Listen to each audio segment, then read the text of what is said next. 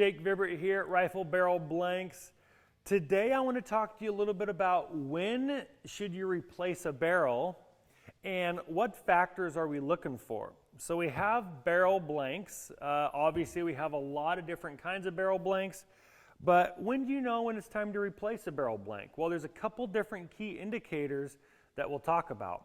One is just straight round count. If you're going to just work off round count, try to keep really good track of how many rounds are down the barrel. For me, I like to run my 6mm type barrels between 12 and 1500 rounds before I take it off and put a new one on.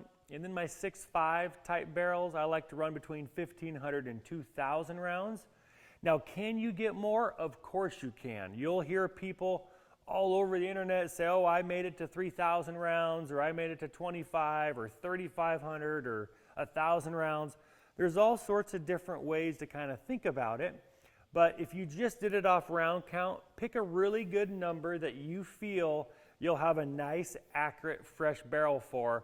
I have quite a bit of experience shooting long-range rifle, whether it's PRS matches, NRL Hunter, or NRL Pro Series matches. And so that's what I find is a really great number to stay, within and around, because your rifle will always shoot great. You don't have to worry about, is my rifle burnt out? Is it not burnt out?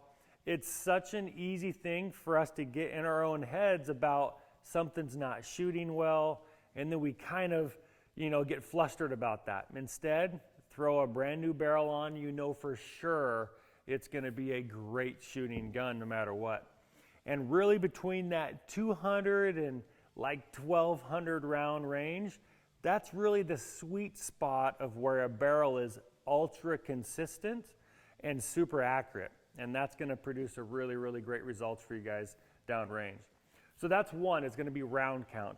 Another one is you very well may be in an environment that's super wet and moist, and you'll have a lot of rust if you leave your stuff outside.